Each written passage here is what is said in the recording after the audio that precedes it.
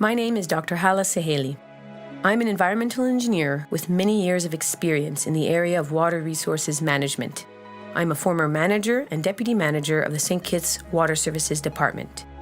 During my time at the department, I coordinated the effort to have the vulnerable wellfield zone of the Basseterre Valley Aquifer declared a protected area.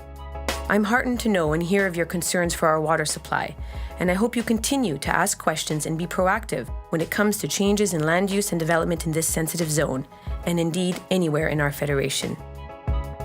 As many of you are aware, about 40% of the water supply for the island of St. Kitts is provided by the wells located in the protected area. The entire area is about 500 acres, and the majority of the wells are located in the northern and eastern sections of the protected zone. The location of the new Basseterre High School is located along the southern boundary of the zone, downstream of all of the drinking water wells.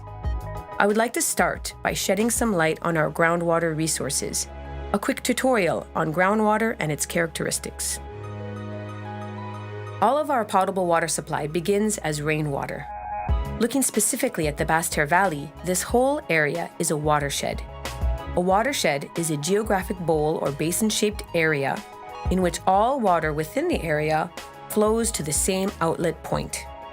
You can see the boundaries of the Basseterre Valley Aquifer here. As the rain falls, the water is either absorbed by the soil and becomes groundwater, or flows onto the land towards the outlet point, which is the Caribbean Sea. In St. Kitts, the soil types at higher elevations can easily absorb the rainwater. This groundwater travels underground and is stored in an aquifer. An aquifer is a body of rock or sediment that stores and transmits groundwater. An aquifer typically consists of sands and gravels with interconnected pore spaces. The fresh water in the aquifer floats on top of the underlying seawater because of the difference in density. Seawater is more dense than fresh water.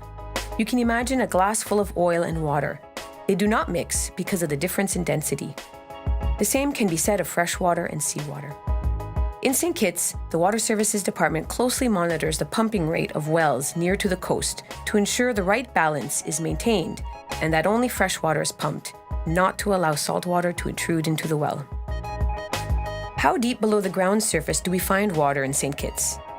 The rainwater absorbed into the soil travels downwards to the zone where the water is stored in the aquifer.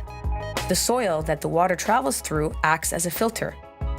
Research has shown that various contaminants are generally removed by the soil. As a result, the quality of the groundwater pumped in St. Kitts is excellent. Near to the coastline, where most of the wells are drilled and potable water extracted, depths can vary from 40 to 70 feet. The depth of the Basseterre Valley Aquifer wells average 60 feet in depth. How fast does groundwater flow?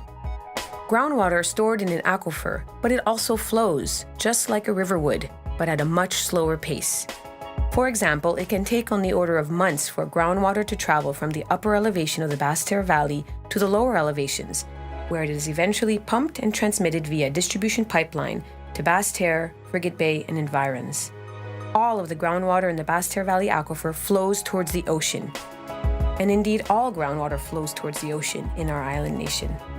The new Basseterre High School will have a wastewater treatment plant which will provide treatment of all wastewater generated by the school to a tertiary level.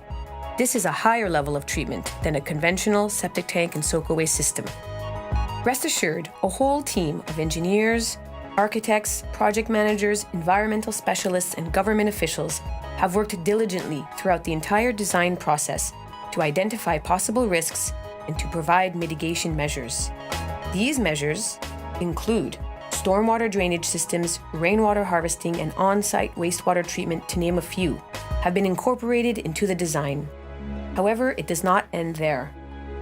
To fully achieve the vision we all have of the new Basseterre High School, we must all work together. Government and school officials, teachers, maintenance staff, students, and community members, to ensure it is operated and maintained to the highest standard. Only by doing so will the new Basseterre High School become a true symbol of the importance of environmental stewardship and sustainability in our federation.